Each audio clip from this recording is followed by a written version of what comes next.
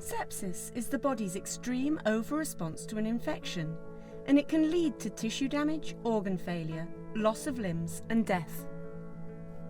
The risk of death rises every hour that treatment is delayed, so your ability to rapidly detect the signs and symptoms could save lives.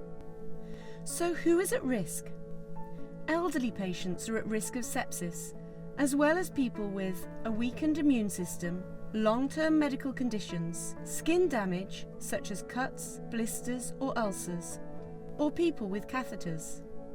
Infections from bacteria, fungi, parasites and viruses can lead to sepsis, with symptoms emerging a short time after infection. This also includes coronavirus infection, so it is particularly important to familiarise yourself with the signs of sepsis during the COVID-19 pandemic. What are the signs of sepsis?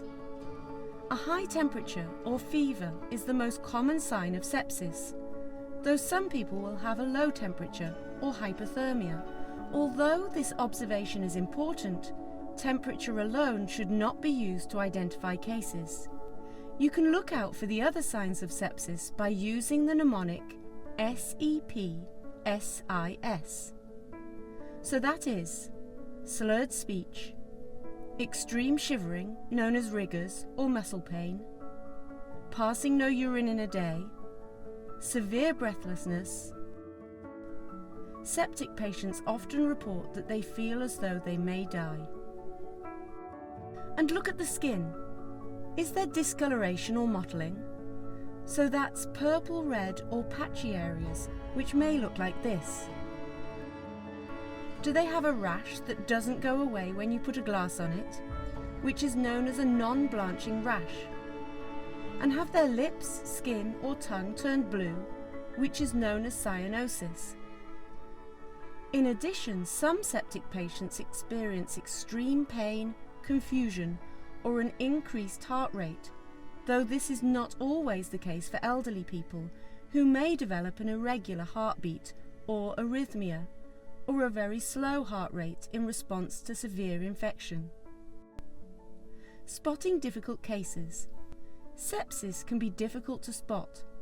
Signs may be subtle, non-specific, and non-localized. They may just be feeling extremely unwell, and patients who are elderly, frail, or have weakened immune systems may not present with a high temperature. You should therefore look for other signs that their health is getting worse, such as general malaise, which is a feeling of discomfort or unease, agitation, and behavioural change, such as not acting their normal self or eating or drinking less than usual. For this reason, it is recommended that you pay particular attention to the concerns expressed by the person or their family, as they may be much more likely to notice symptoms that are out of character. If you see any of these signs and symptoms, think, could this be sepsis? Assessing risk. When you suspect sepsis, the patient's status needs to be reviewed urgently. According to the National Institute of Health and Care Excellence, this includes taking their vital signs to identify their risk.